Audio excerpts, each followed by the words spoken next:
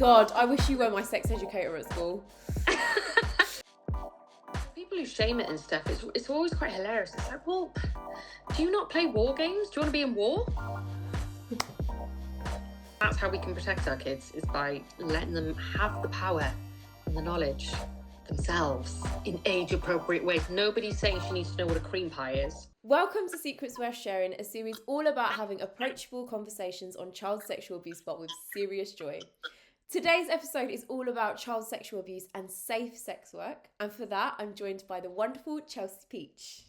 Hi, I'm Chelsea Peach. I am a sex worker by trade. I do full service, in-person companionship.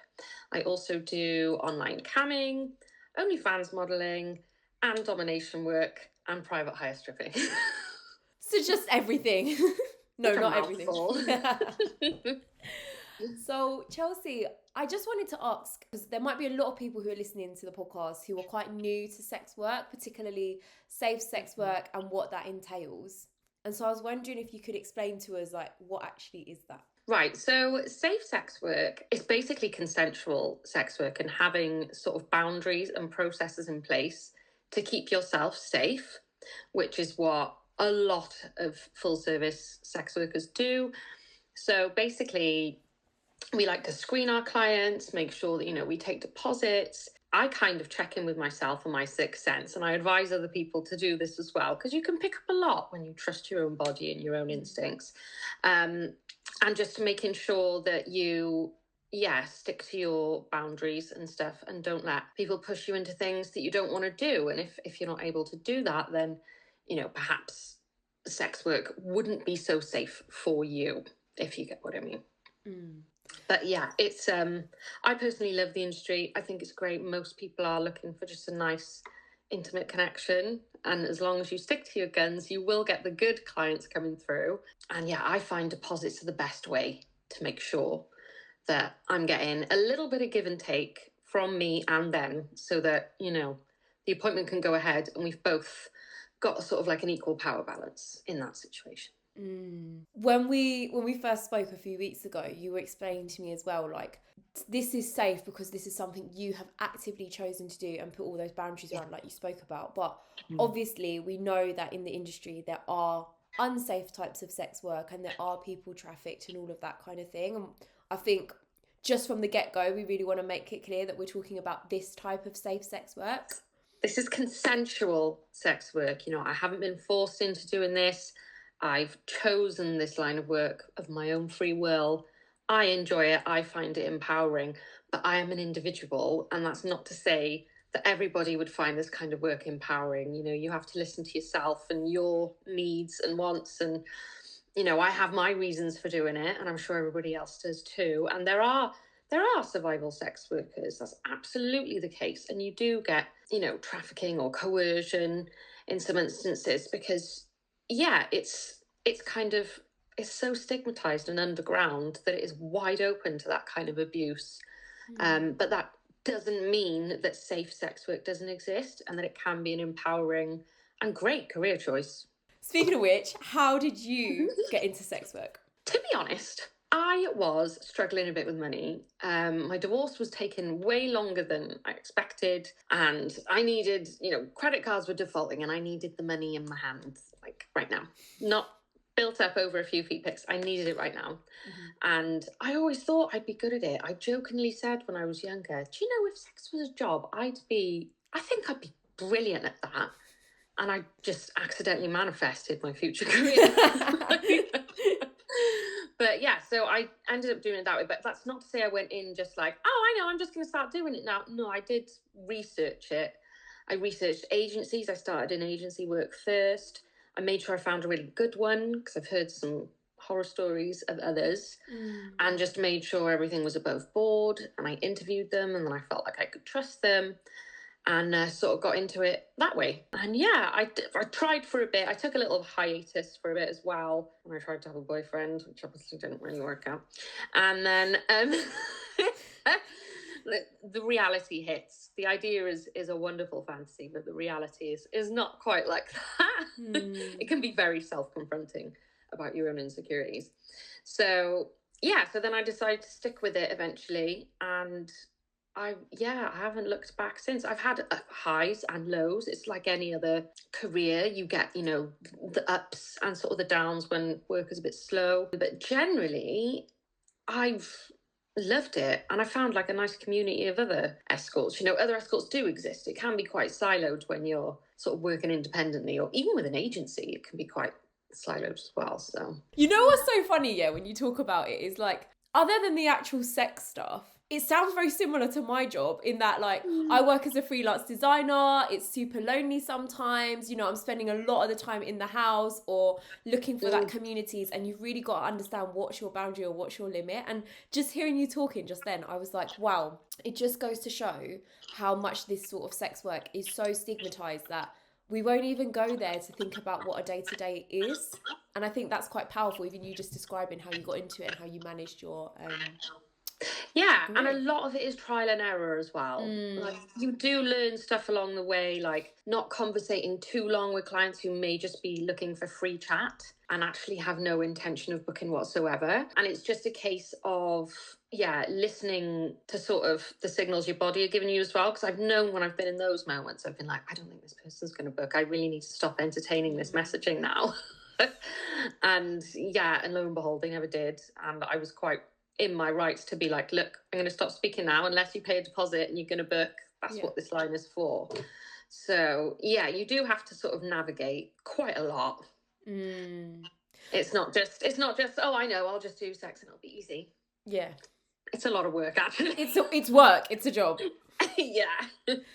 And also, I was so interested because at the start you were talking about your sixth sense, and I'm just quite curious for people who are listening to the podcast, because it's quite common for a lot of people who've gone through child sexual abuse to kind of lose that sense of sixth sense, or maybe confuse what feels right and good and what feels wrong and maybe a boundary. And I just wanted to ask you a little bit about how you learnt to tune into that. Well, to tune into it, I got to be honest, I did do a lot of therapy. Like, obviously, I say obviously, it's not obvious. I've experienced sexual abuse at many different stages of my life. I don't think there's many women who haven't, to be honest. Like, I'm hard pressed to find one that hasn't been assaulted in some way. And yeah, so tuning in with my body, I did a lot of therapy, a lot of kind of Reiki healing as well.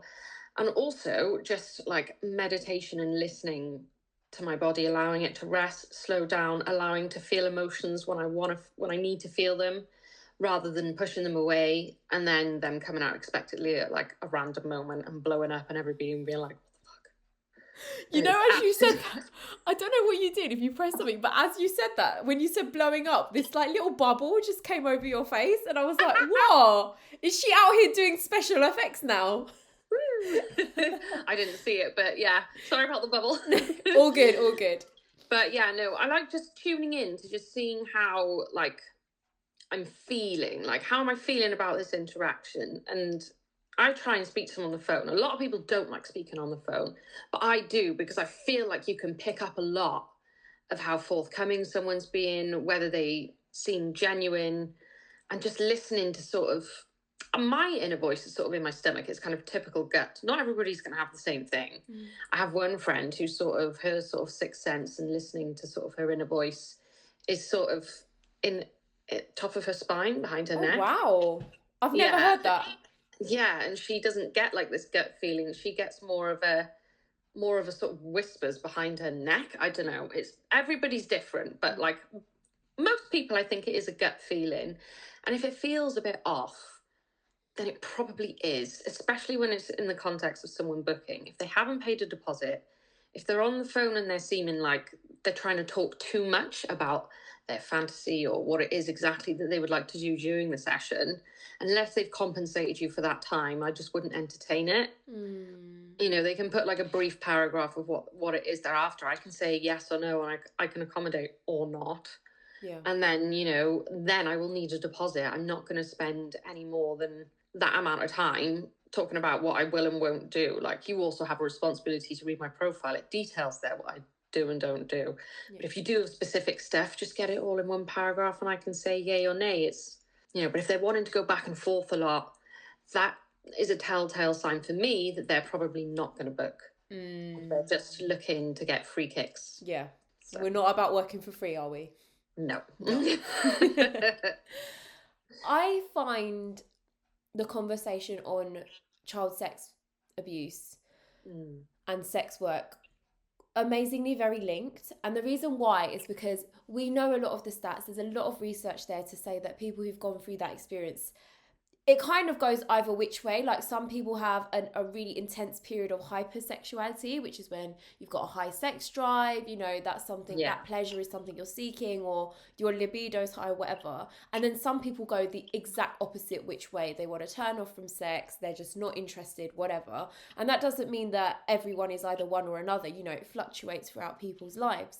Yeah, definitely. Yeah. And so what I think is quite interesting is when it comes to sex work, some people, some survivors see it as quite an empowering thing because it's like, look at me taking control of this. I don't know if you had any thoughts of that. I definitely agree with that sentiment, 100%. You know, I've been sexually assaulted a couple of times, not to full, you know, without going into details, full penetration, but I've been assaulted a number of times. And I find the work empowering because I feel like I'm getting not only respected for my time and the access to my body, but it is empowering because they want to spend that much to be around me and be in my sexual space. And I'm happy to provide like a great experience for that because they're compensating me money-wise. And that is empowering. Like, it's really empowering being able to afford to eat and stuff. Like, super empowering that. But like, it does make me feel more empowered as a woman and sexy. And, you know, you are getting people who are willing to spend hundreds of pounds to be in your company. It's much better than obviously what you've experienced previously, where people have taken something for you for free and without your consent. So like, how people wouldn't see that would be linked is actually a little bit beyond, because of course it is. And it's so reclaiming. Yeah, and like, you know, so I grew up in quite a strict religious household and went through abuse and all of that. And, you know, just in general, a lot of the Catholic religion is very like, no sex before marriage, no sex in general, full stop, basically. Yeah. Unless it's for babies. It's so funny because then I grew up feeling a bit, I guess, tarnished. And I was a little bit like, you know, in playground when everyone's like, oh, what was your first time? Or when's your first time? And I was just thinking like, oh, I guess technically it's this. But I'm like, I don't want it to be that. You know, I want to reclaim that. And that's where, you know, for me, I started seriously thinking about my sex drive. And yeah, I think when I hear other survivors or other people in sex work who've done the same, like I said, I just don't think it's that a million miles off. Well, no, definitely not. And it's the same with, you know, when you go on your own sexual journey, despite that anyway. Like, I had a very hypersexual period after, you know, I split up with my ex because we weren't having sex. And I found that really sort of deflating. I'm ADHD, and I think hypersexuality is definitely a part of what I have. And, you know, obviously you want to feel wanted and enjoy yourself. And like, this part of you is so intricate. It's in your center. It's in your core. Like, you have sexual organs and urges, and yet you're sort of taught to hide it all away. And it's like, but it's part of me. It's like a portal into an amazing dimension where I can feel amazing. Like, why is this a bad thing? Because it's like, okay, someone might have violated that area of me, but it's still mine. Like, it does, you know, it doesn't become devoid because somebody touched it when I didn't want them to. God, I wish you were my sex educator at school. Let me tell you that right now. And I think similarly, kind of going to that sixth sense that you talked about, it sounds like having that sixth sense for yourself and your own boundaries makes you even better at what you do, because you're much more, I guess, in tune with your clients, I suppose. 100% it makes me more in tune. And, you know, and if we're both feeling relaxed and it's an energy exchange. You know, people forget how important energy is. I mean, they're very quick to be like, oh, you need to protect your energy. And it's like, yeah, but that energy also needs nourishing. Like, you can't just be like, you can only nourish it in a way I think you should. No, my body's gonna react and react well to situations that I want to be in. And why is that anyone else's business anyway? Like, if everybody's having a great time and they're consenting adults, the energy exchange is going to be lovely, and you're going to walk away feeling a little bit lighter. And, I've had clients walk out and stuff before, and I've been like, do you know what? That was such a lovely appointment. All the stress becomes a little bit worth it when you have those really nice connections. We're just so shamed for it. It's unbelievable. And it's like, how is something so joyful so wrong between consenting adults? Like, I really don't understand. And why should our past shape what we're doing to make ourselves feel good and feel powerful now? Like, sexual energy is powerful, and it needs nourishing, not ignoring. You're so quotable. I'm just sitting here nodding, being like, this edit's going to be so easy. I wanted to ask you now a little bit about kink. I think kinks are such interesting and can be really fun, playful and joyful ways to explore lots of different sexual experiences, thoughts and fantasies and all of that kind of thing. But I'm also very aware that there can be a lot of shame associated with that, and I'm particularly thinking about the kind of like LGDD, so for people who don't know, like little girl daddy kinks, those kind of like role plays, or things that are particularly age related or intrafamilial, and or even just like a more of a like dominant and submissive relationship. I can understand that there's a lot of power play involved, and I get that for some people it's a very no-go area. And so I just wanted to chat with you to kind of demystify that. Because, sometimes I've looked at these own kinks and some that I've had myself and just gone, is that cool? Like, am I a bit twisted for having this? And I just don't know what you think about that. Yeah, no, I know what you mean. And kink, I think, is so interesting. Like, I stumbled across kink during my normal standard escorting. I ended up doing like a kink session for somebody who's quite her in a big establishment, who wanted to be dominated, and he wanted it to be all done with role play. So I really had to get to grips with the dynamic, and he taught me how to do it, how to be a top, what kind of things he wanted me to say to, keep the role play in the room, because I really wanted to provide it for him. And I found I actually really enjoyed that, being a dominatrix and providing this sort of escape from reality, because that's what it is. It's an escape from reality to explore a dynamic that makes you feel that is connected to you sexually in your brain, and obviously to your sort of sexual organs as well. And I just think it's a great way for us to sort of act out fantasies in a controlled, safe environment. Obviously, anything in the wrong environment with unsafe people is not going to be very good. It's not going to be very good for mental health. No. And it's probably going to be very damaging. So, but when you do find like a nice, safe place to do it, or, especially with a sex worker, and get, that kind of role play acted out, whether that's taking control of some abuse you may have experienced when you were younger, whether it's because you saw something you shouldn't have and that created a kink, it's usually in their formative years. That's something I've noticed, is something happened between the ages of like, I don't know, I think it's between sort of 5, 6 to sort of 14. Something will have happened. They will have seen something would have happened to them. Some of them not necessarily like a bad thing, like walking in on your parents having an affair. And then because you're still growing up, you're getting, sort of sexual feelings about it. And then that sort of created a kink because it's happened during a formative year, and it's had some sort of chemical crosswire that means that is now something that actually excites you as an adult as well. Like small penis humiliation, stuff like that. Yeah. I find it's something that's happened when they've been in their formative early years. Usually I would say it'd be like early teenage boys, so like 12, 13, I would notice that they would be into the small penis humiliation. They may have been caught wanking or something by a family member, and it was embarrassing for them at the time. But then that experience and that adrenaline rush was obviously like hardwired a little kink in there. Do they tell you this in sessions? Like, how do you know all this? When I build a good rapport with a client, it's usually that will come out at some point, because I'll be like, is there anything you'd like me to draw on during the session? And that's usually when it comes about. It's like, well, this is what happened, and this is the sort of feeling that I like, and that is why I would like small penis humiliation. I would like you to focus on, say if they want to see me doing like unfaithful stuff or whatever. Like they like to act out sort of like unfaithfulness, because it has stemmed from an experience. And sometimes they want to be humiliated about their experience. They want the humiliation. They want to relive that. And for people who shame it and stuff, it's always quite hilarious. It's like, well, do you not play war games? Do you want to be in war? I never thought about it that way. Do you want to blow up a bunch of villages? Do you? Like, it's a fantasy. It's a play. Like, you're playing a game. It's the same thing. It's just sexually connected. And in safe environments, it's a brilliant outlet.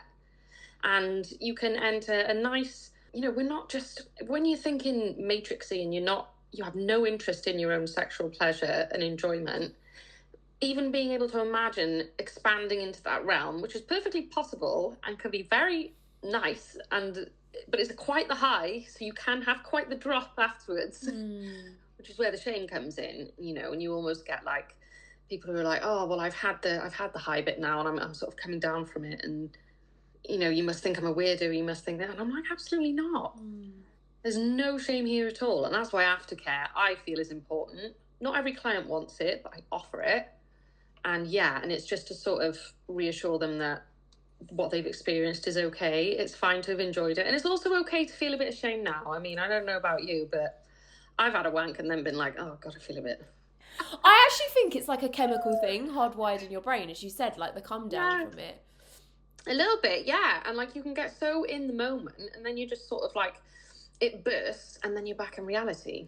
So, and then if you think about all the societal pressures of being fucking perfect people who don't have kinks or whatever, like you can never please everybody, so you may as well just please yourself and make sure that you're in safe hands when you do it. Obviously, if you do it with people, like I mentioned, that are not so safe and don't do any aftercare, or you're seeking it out from people who are literally going to humiliate you about it, then you're sort of setting yourself up for pain. And there's no need. I mean, there are people out there, kink communities everywhere. Everyone thinks they're so alone in it, and it's actually a fucking huge community.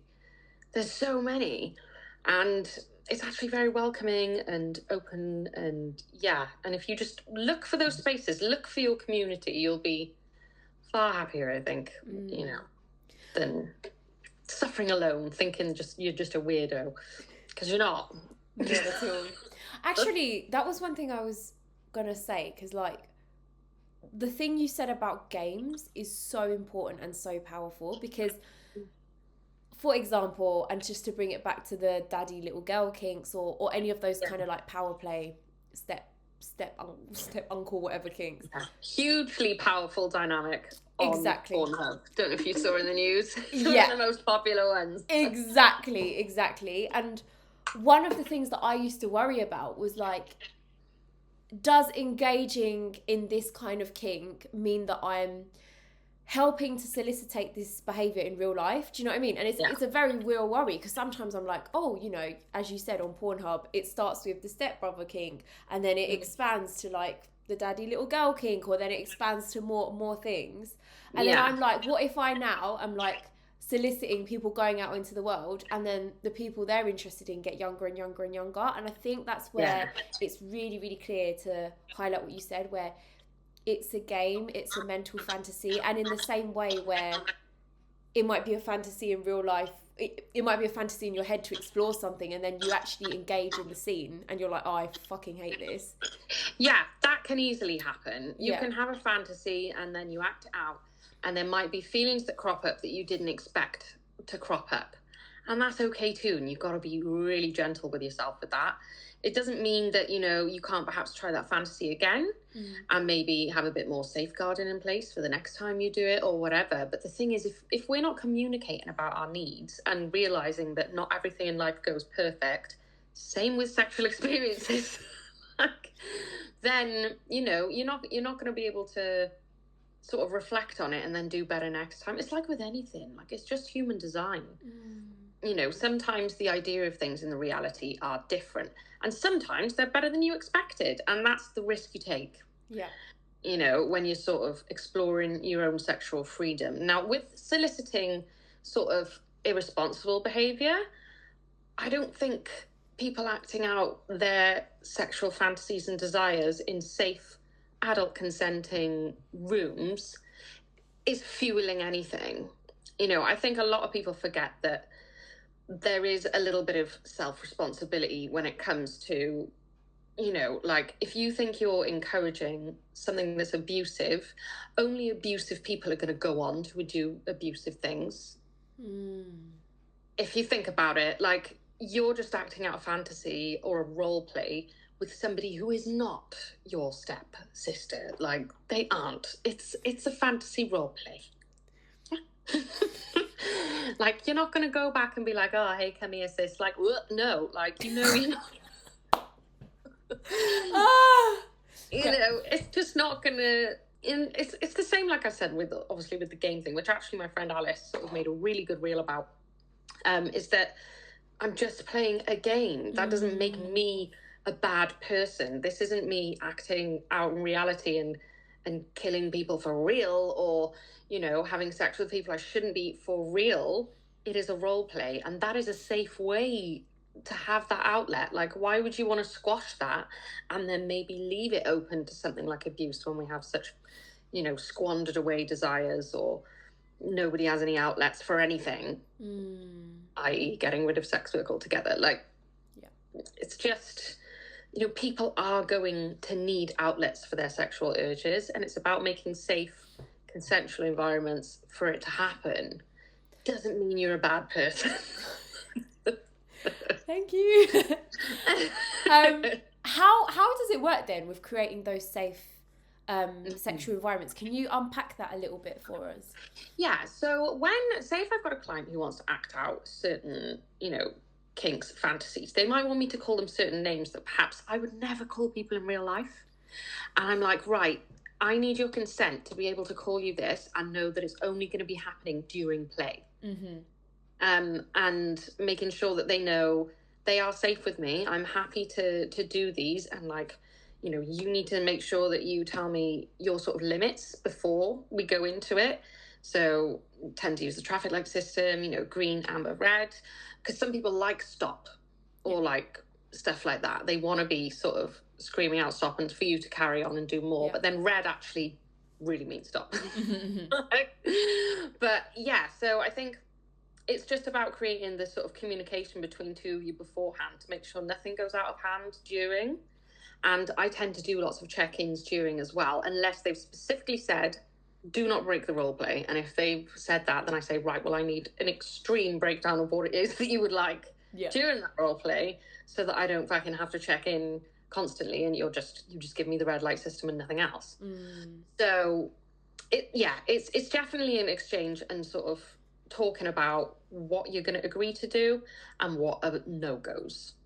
I'm so interested in this communication, because it's like, how does someone know what's a no-go if they haven't done it before? How do you check that with them? Yeah, so I tend to say, are there any areas of your body you don't want me to touch? Are there any sort of particular blows or any areas, say if they want to be, you know, kicked about a bit. I'm guessing you don't want it on your face. Oh, yeah, no, not my face. Good. Yeah. Okay, glad we covered that one then. So torso blows, leg blows, that's the kind of thing that you're after. Do you want your eyes covered? Is that something that you'd want? And then some people are like, oh, just try anything. And then when I start doing stuff, they're like, oh, can we not do that? And I'm like, this is why I asked you before. Yeah. But it's somebody being receptive to that as well, I think, is how it becomes safe, is knowing that the person that wants to do that is going to facilitate this for you is not going to go beyond what you've agreed. And if something like that happens, there's contingency things in place, like safe words, so that we can stop and hopefully recover the situation or whatever, and then be able to carry on, if you get me. But yeah, as far as making sure it's safe for scenes and stuff, I always say, not necessarily for kink, but for anything sexual, like, I don't like, just for an example, I will always say, look, I don't like being bitten. I know some people love that, but for me, I don't like biting. it hurts and it's not enjoyable and it leaves a mark. So why would I want to do it? Whereas, you know, my mate loves it. Yeah. Like, she's fucking obsessed. Like, she'll come off with her nipples near hanging off. And I'm like, how the fuck do you do that? But everyone's different. Yeah. You know, what might work for one person might not for another. Or like, you know, some girls like being choked. Personally, I've done so much research on it. It's not safe. Like, there's no safe way to strangle someone without accidentally causing potentially brain damage. So there's other ways to get kicks. There's just no way I'm going to do any cutting main airways like that. I don't mind doing, like, you know, so when people want to be smothered a bit, you know, like covering them with you when you're doing face-sitting sessions. But I always let them come up for a bit of air and stuff. Yeah. Like, I don't leave it too long. And, yeah, it's just, you've just got to have your wits about you, and also just read people's cues while you're there. You know, do they look like they're still enjoying this? If we haven't talked about not breaking role play, I will check in throughout and be like, is this what you're after? Is this what you wanted? And then they can be like, yeah, or actually, can we do more of this, or whatever? You know, because a lot of people, they're not really sure when they get there, which is why it's really important to keep quite an open line of communication, because that's what's going to keep you safe, is talking about your boundaries. Yeah, and you said something quite powerful about starting slower and gentler, like no matter what the person has asked for, because no matter what they've asked for, I will always start slower. I will always build up. I will do little flogs first, and like half the time the build up is most of the fun. Do you know what I mean? Like, building up to that, you know, she's getting meaner slowly, and then it's warmed up to that anyway. I think if you go in all guns blazing, it's just kind of ruins it. Like, I quite like where do you go from here? Yeah. And like, yeah, it just, unless they've got very specific ways they want things done, I will always build it up slowly and sort of get meaner and a bit more forceful as it goes on. I mean, I'll usually hit their limit at some point, and they'll be like, okay, I think we need to move on to the wrestling now or something. Because that's another thing I asked for is wrestling and stuff like that. So. I gathered. I thought you're not just wrestling people on the street randomly. No, it's in session. But yeah, Chelsea. But yeah, there's lots of ways you can keep safe, and I think the first one is finding someone who isn't going to kink shame you. You know, as much as you might want to be abused in the moment, don't find someone who's just abusive generally to do it for you. Yes, such important advice. Don't just find someone who's just nasty, constant. Like, especially think about the communication beforehand. You know, if they're being if they're just like a method dom throughout, you know, if anything goes wrong, you're gonna be feeling a bit shit for weeks. Like, I think this is really important to raise, because another thing that we typically hear with survivors that go into sex work is, not everyone, of course, but some people use it as an outlet to be like, a man abused me, so I'm going to use my power to just abuse men back. I'm not going to say that is common, because I don't think it is, but I'm not going to say that it doesn't happen, because I'm pretty fucking sure it does. But then when people are like, oh, that's horrible and blah, blah, blah, it's like, where are the bodies though? Like, where are the bodies for that? Like, okay, there's a couple, can you not see? You'd have to look at the bigger picture then, wouldn't you? And be like, well, look at how women have been treated as a whole for hundreds of years, yeah? Not the best. You know, and violence against women is a fucking huge problem.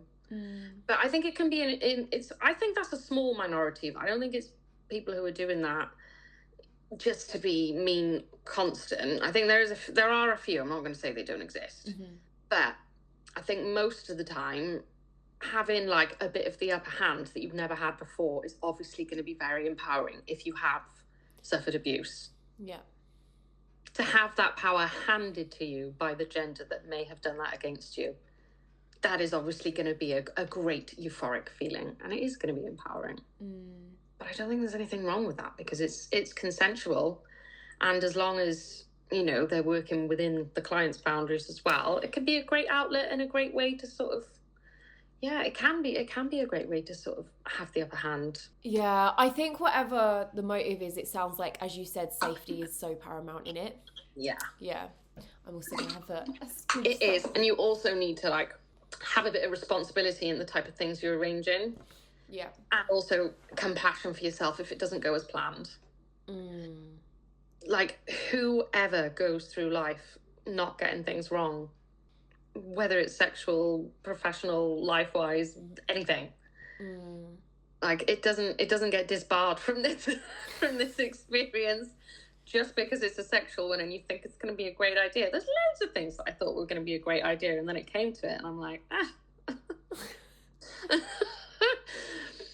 but that's okay. And it's just being gentle with yourself and being like, right, okay, well, next time maybe I'll find someone who perhaps is a bit more caring despite the abuse I think I want.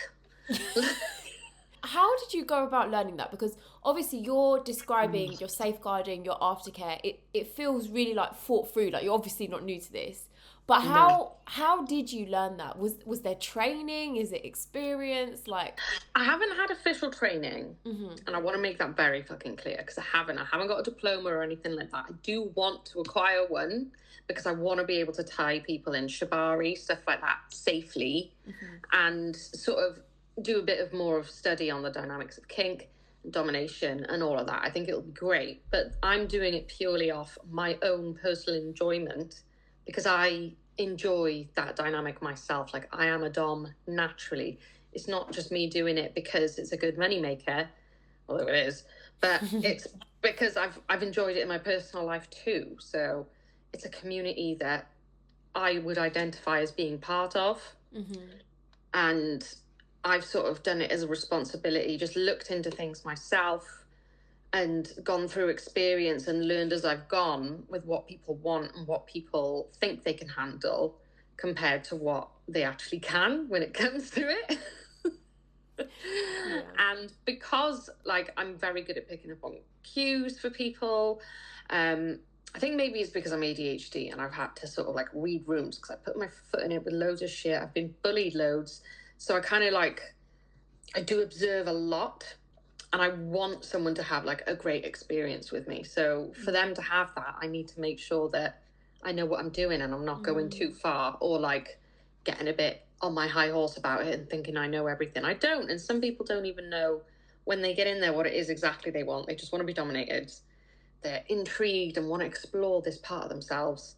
And it's like, okay, well, let's take it step by step then. Unless you've got a set out detailed plan and you've done this before and it's not your first rodeo, let's just communicate a lot and then try and get the best out of, the dynamic as we can, because I enjoy it. So, yeah, I don't have any formal training. Just want to make that very fucking clear to the listeners.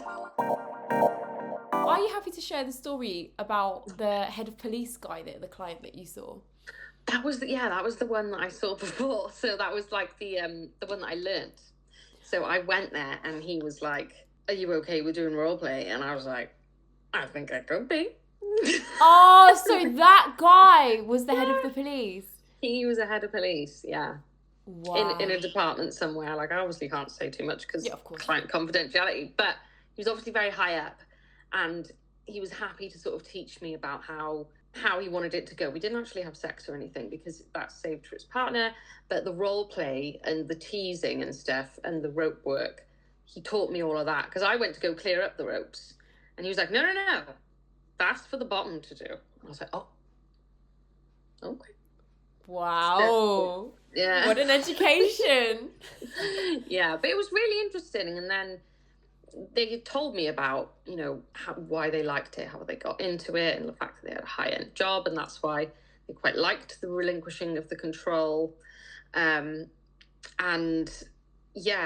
then they got quite paternal with me about me doing escorting and stuff, and I was like, I promise I'm okay. Like, but there are people who do it who, feel like they have no other choice, so.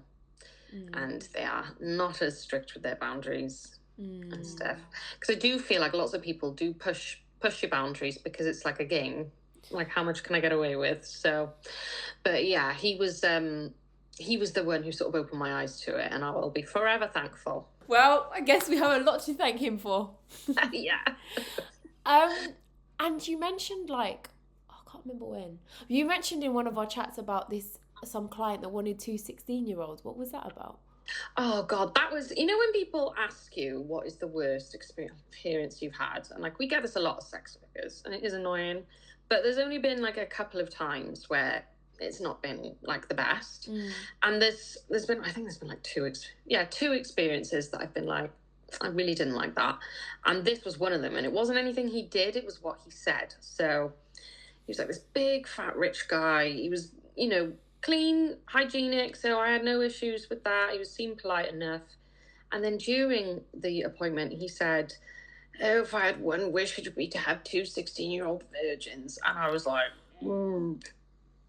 like instantly felt sick and was like, oh God, I never want to see this guy again. Yeah. Because I have a daughter. Like, what is this obsession with taking girls' virginities? They're not going to enjoy themselves. I don't know if anyone's ever spoken to women, but generally the first experience is not very nice. Because you've not had anything inside you like that before, and it hurts. So it's like, what's the obsession with like these young girls? I also think this is a great example of what we were talking about earlier, about where the kink becomes reality, and this person was, I don't know whether or not he was engaging in that sort of kink with you, or who knows, because it was just something that he'd actually verbally said. If he had two 16-year-old virgins in a room, what do we think he would do when the energy exchange is actually there? Is that something you'd want to take from them?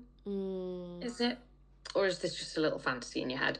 Either way, saying stuff like that so brazenly when it's not in, say, a role play controlled environment, blah blah whatever, that does kind of ring alarm bells around abuse, because like they're not adults, they're barely even legal. So like how that would be a fun experience for anyone except you on a perverted abusive level is beyond me. Was he, I don't know if you can actually say this, but was he quite into acting out with you being younger as part of the session? No, he was just having, I think it's just somebody who just regularly indulges in escorts. Tends to be businessmen. He obviously was a businessman, traveling, blah, blah, whatever. But I just found that such a weird thing to say to me. Yeah. I was just like, no. Like, what kind of reaction were you expecting there? Are you getting off on shocking me? Like, I have no idea. Also, what I really don't like about that is just the assumption that because you work in sex and providing good sexual experiences, that you therefore are fine with everything and like anything goes. And it's just the brazenness and the confidence to be able to express something that is, as you said, like very dark. Yeah, like that's not a normal fantasy to have. It's really fucked up. And like, no, I'm not okay with it. Yeah. You must be quite privy to a lot of that kind of chat, though, I guess, like after... Not really, to be honest. Most of my clients are lovely. I've not had anyone say anything weird about young girls. I mean, why would they book a 34-year-old if they were that into young girls anyway? Like, they'd obviously have an 18-year-old or something with them. You know, and like, the only thing I can sort of muster from that is that they like the naivety. They like the fact that they might not have many boundaries, because I don't know about you, but when I was younger, I didn't have as many. No, absolutely. And if you're learning what they are. If they find that attractive, that just spells weirdo. That spells abusive. That spells power imbalance. I want to have my way. I actually don't like women. I want a child. Yeah. Like, please die out. just please, women, collectively women everywhere, I just pray we're all waking up. I think we are, to be honest. Just do not give up the pussy to these men. They fucking say that shit. We don't reproduce with them. It's that simple, and we do have that power. Can we just... I'm just dead because I'm like, these are your closing remarks. Close the pussy to these people. Do not allow them to enter, okay? Like, if they're gonna say shit like that, like, you're not on a level playing field. And there are men that exist out there that aren't that fucked up, you know, and loads of my clients are lovely. Returning, they care about my pleasure, they care about, you know, me having a good time as much as they do. Yeah, and They exist. I think again with that example, like, you know, like naivety kink is a thing where people like to Mm, pretend that they don't know what a sexual organ is, or they don't understand pleasure, or pretend that they're experiencing it for the first time. And I think mm, even discussing, oh, I've got this naivety kink and what does that look like in a scene mm. or whatever, that is a very consensual space, and that isn't not that conversation is not naive. And so No, it isn't, because the actual person isn't naive. They know exactly what's going on and they're role playing. it's a game, exactly. Whereas The abuse is when the other person doesn't know what is happening to them. Do you know what I mean? And they have not consented to this kind of, yeah, and yeah. that's never right. So if people want to kink shame, yeah, be pissed off about abuse in the world. It's like, can you not connect the two dots here, babes? Yeah. Like, we're not going to stop having sexual organs. We're not going to stop having sexual urges.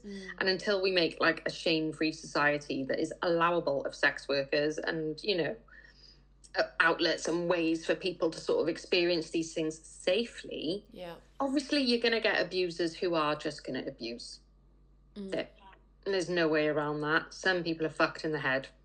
And that is a fact of life. And that is why it's really important, I think, to just be really in tune with yourself and be really strong with your boundaries. I think we talked about that before as well, didn't we? Yeah. With, you know, and it starts when you're younger. Like, I don't have to touch people that I don't want to touch. And it starts as easy as that, just having a conversation and being like, you don't have to do things you don't want to do. Yeah. And you don't have to touch people you don't want to touch. And they certainly are not allowed to touch you there unless you give permission. When you're young, not at all. That's the thing, because you are a mother yourself. So, like, Yeah. how do you educate your own daughter? Yeah. Well, I touched on it with you before, what might have happened. And I'm happy to talk about Yeah, it. please do. Please do. But like, obviously kids, like, I was quite young when I figured out what my sexual organs were, but I was alone in that discovery. And yeah, I didn't have anybody to help me with that at all. I had a book handed to me. This is how it works. And sometimes it feels nice.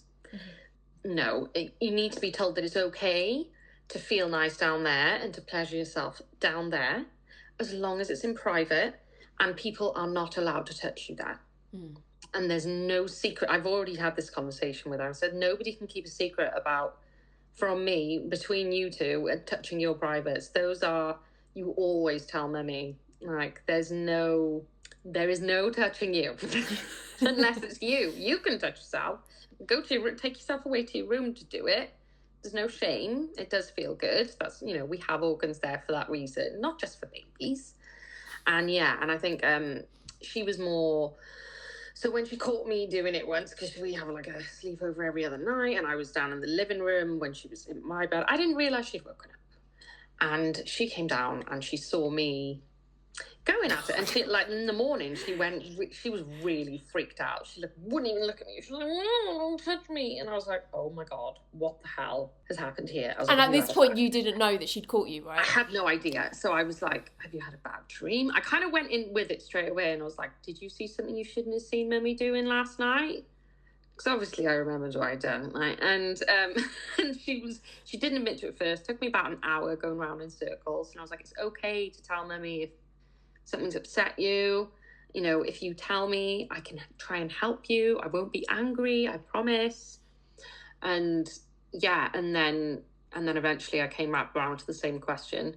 It's like, did you see Mummy do something perhaps with her private parts? And she was like, I was like, oh babe, it's okay. I'm so sorry that you saw that. Mummy was wrong. I should have been in a private place doing that, not in the living room. So I'm sorry you saw something you didn't understand. But it's okay. And like, this is, you know, we do have these organs and these urges, and it's okay to touch yourself there, but you do need to do it in a private place. And she was like a friggin' angel for the rest of the day. Mummy is the best. Because when you get on a level and you speak to them honestly in an age appropriate way, you know, they can learn about themselves as well. Like, they have got these organs. There's no point in denying that they haven't got them until they hit 16 when it's legal. That's just not true. Yeah, and then typically they hit 16 and then are told not to do it. So, yeah. Yeah. So she will always be sort of in an environment with me anyway that means she can be sexually shame-free. And if she wants to share, she can. If she wants to get advice off me or anything, she can. If she wants to talk to me about it, she can. I mean, as she gets older, she won't. Do you know what I mean? I know that. Because, like, I've gone to give her a hug before and stuff, and she's like, no, I don't want to. And I'm like, oh, why? And she's like, Mummy, it's my choice. And I was like, Oh, wow. You're right. It hurts, but you're bringing up well. It hurts, but it's true. Like, she doesn't have to do anything she doesn't want her to. It's her body. I was like, no, you don't have to do that. You don't have to hug so-and-so. You don't have to be anything for everyone. You don't even have to be happy. Like, if you want to be misery guts, go for it. People might not want to hang out with you, but... How old is she? No, she's 8 now. Wow. But that happened when she was 6. So Wow. I was like, I did feel awful, but I was like, she's going to figure it out at some point. Mm-hmm. And I need to be realistic about it. And yeah, the more she feels in control of her own body, the better. Yeah. And that's how we can protect our kids, is by letting them have the power and the knowledge themselves in age-appropriate ways. Nobody's saying she needs to know what a cream pie is at 6. God, yeah. Like, no one's fucking saying that. Do you know what I mean? But like, I mean, I've got to inject a bit of comedy there, because people are like, oh, how can you do it? It's like, well, obviously don't talk about cream pies in front of a fucking 6-year-old. Yeah, no. Their bodies and how feeling good is okay, but do it privately. And also, like, something you mentioned Not before. rocket science, No, not at all. And something you mentioned before as well is, like, naming body parts for what they are. Yeah. 100%. Like your vagina, your vulva. Mm. You know, that's what the inside bit is. Your vagina. She's asked me about it, and I've told her. Yeah. And yeah, like, I'm not going to call it a flower. Why the fuck would I call my fanny a flower? Like, that's how abuse gets missed. It's so true though, because I've been in some trainings recently with the Child Sex Abuse Centre, and they're like so often, because the child doesn't have the language to equip themselves and they're being called it's a flower or a sweetie or whatever it is, abuse gets really missed, because you could be like, oh, I got given a sweetie, or someone picked me a flower, and you just think, oh, that's cute, but you're not realising what that actually means. And so sometimes for the kid it's like, oh, but you said this was okay because I was telling you that my parts were being touched, but you just hear, oh, a flower or a sweetie. So it can feel like to the child that you're condoning the abuse as well. It's so dangerous. Exactly. So she knows what a vagina is. She knows what a vulva is. Or we call it like a fanny or a foof if it's just... But that's not calling it something completely different. But also you've given her the names of what it actually is as well. Do you know what I mean? Actually is. Like, everyone can figure out what that is. If somebody had touched her foof or her like, she doesn't really say things like vulva or vagina. It's quite a fucking mouthful. But a fanny or a foof, that's pretty easy for a kid to say, and everybody else knows exactly what they mean. So, but yeah, so I'm hoping she's going to grow up feeling like she doesn't have to have shame around that, and that she doesn't have to ever have anyone touch her there who she doesn't want her to. And that includes growing up, learning about boyfriends and stuff, all of that. So I can't fucking wait. But like, good luck to you, my hon. Good luck. But all I'm going to say is, from what you've said, it sounds like you're giving her an education that we all needed, and given your actual job, they go one in hand. So who exactly. And like loads from? of people, I do get this question a lot. Like, what are you going to do if she finds out? Like, she does kind of know. Like, she saw me doing like all my tests and stuff. I had a test kit out and things, and she's like, what's it for? I was like, this is my sexual health test kit that I have to do every 3-4 weeks. She's like, what's that? And I was like, well, Mummy, for work, does sex. I provide nice, intimate experiences, and lots of people don't like that, but it's actually a very worthwhile job. So I try and say, like, it doesn't have to be vulgar language. It doesn't have to be... Like, it's how you frame it. Kids are little learning things. And they're like, oh, she's going to get bullied. She's going to get bullied whatever happens. Like, first of all, she's my kid, so she's probably neurodivergent. She's absolutely going to get fucking bullied. Let's just make that clear. Sorry. But, like, you know, we are kind of, like, a little bit awkward in our sort of early years, and we don't kind of operate the same way as everybody else. And kids, that's kind of how they learn as well. They're fucking mean to each other. Like, they're little humans learning to be humans. So if you're just teaching them to, like, be resilient and to talk to you, then they'll be better equipped. It's like everybody wants to just protect their kids from the world and all its dangers. That's never going to happen. Yeah. You're better off just equipping them and showing them that you're their constant and you're always going to be there for them, even when you have, you know, the complete upside down moments where everything feels shit. Like, they're going to get that too. Yeah.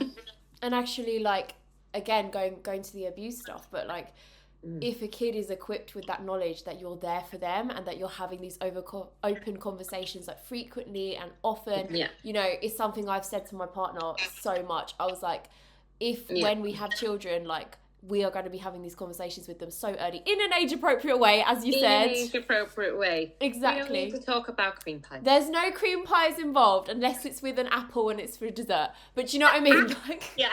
No one's having that conversation, but we are going to start that really young because, one, it makes them less likely to be abused. Like, we know, we've seen from interviews with abusers, like, they're much more likely to target a child who's more unaware and hasn't had that conversation. Yeah, just having you as like a safe space rather than chastising kids and knowing that they know about boundaries and stuff. Abusers are far less likely to go for your child if they're aware that they know about boundaries and people not being allowed to touch their bodies. And, you know, and abuse does tend to start with people grooming, so they're going to end up speaking to the parents at some point. Yeah. They're 90% likely to be the people you know. Yeah, so. Which is why it's important to be like, yeah, no, my child understands boundaries. And she doesn't have to hug anyone she doesn't want to hug. Yeah. This is such a powerful way to start. And the number of survivors who've told me that personally as well, like when they bring up their children, the child isn't just going to hug anyone they like, because that opens up an open door. Like, yeah, or like when people are like, oh, she's shy, I'm like, yeah, no, I've brought her up to be that way. She doesn't have to she doesn't have to hug anyone she doesn't want to, or talk to anyone she doesn't want to. Oh, what a great mum. What a great mum. Obviously, we've talked about the openness of these conversations, right? But as you said way back at the beginning, the fact that there is so much stigma around sex work and around sex in general makes it much more likely for abuse to pertain. So I just wanted to have a bit of a discussion about where you stand on sex work. Yeah, so I believe we need full decriminalisation. I think having it criminalised just leaves it open to abuse because people are far less likely to report things like trafficking, child sex trafficking, or just trafficking of adults in general, because people are too scared that they're going to face not only stigma, but actual destitution, deportation, things like that. You know, a lot of people who are trafficked are from abroad, and they came on a promise a lot of the time that they're going to get to stay in this country, and like reporting what's happened to them could mean the end of that, along with, you know, maybe not the end of their abuse, going back to more abuse. So if there was decriminalisation, it would be far easier for people to report. It wouldn't be as easy for criminals to move through it and just abuse the system. And yeah, like, it would just be another job that everybody obviously needs to respect each other in. Because that's the thing you said to me, and please repeat this back, but you said like every industry has, you know, troubles in it and that kind of thing. It does, yeah. Like, we don't get rid of the construction industry because there are trafficked people into construction, which there definitely are. Absolutely, yeah. 100%. There was a place down the road not that long ago, a whole farm, just full-on slaves. Wow. Kept in squalor, not paid, not fed properly, nothing. Like, have we gotten rid of farming? And the argument I always get back for that is, oh, well, that's actually contributing to society. Like, human needs of housing is one human need. We also need intimacy. Absolutely. Like, you can't have one human need being more important than another. Like, it's just not true. You know, whether you are rich or poor, if you are an abuser and you haven't got outlets, it's going to happen, isn't it? Do you know what I mean? And if there's shame and, yeah, criminalisation around it, it just pushes it further underground. It really does. And, yeah, it should be just a job. Like, that's what it is. It's a job. Chelsea, can you help us understand, when you say decriminalise sex work, What does that mean? Because like, is what Yeah. you do illegal, or just help us No, understand? so what I do is not illegal in the UK. So I am a prostitute in the UK, basically. I am an escort, companion, however you want to put it. Prostitution I find quite a derogatory term. I don't really like being called that, but, you know, the loophole is what happens beyond the meeting point of two companions between two consenting adults, whereas prostitution is more the exchange of money for sex, whereas actually I could withhold that at any time if I wanted to. And yeah, so a lot of stuff surrounding sex work is still illegal though in the UK. For example, you're not allowed brothels, so we're not allowed safe spaces. And by brothels, that could be two escorts under one roof. That is considered a brothel. So you're allowed to do it as long as you're alone which to and me vulnerable. sounds so wonky, because like, if you were ever in a situation where you wanted to make yourself safe doing sex work, Yeah, I'd want to make sure there was someone I knew and trusted around me. exactly. But that counts as a brothel then. That's not allowed. Solicitation is illegal. So you can't actually advertise, which is why you have to put on all your on your websites and stuff. You'll see on things like adult work what happens beyond the point of the meet is between two consenting adults, because that's the legality of it. It's like you're not allowed to solicit, you're not allowed to like advertise, which is weird. And especially street solicitation, they really hate that, and that tends to like criminalize the poorest, most vulnerable sex workers of society, which is another shame, because it's like you're not stopping anything, you're not even keeping them safe. In fact, you're just making their life like a zillion times fucking worse. And yeah, so, and like things like pimping, you know, well, like agencies, I don't think there's a way they get around it, but yeah, like you can't sort of be in charge of someone and their work. That's illegal. So there's so much surrounding it that is still illegal.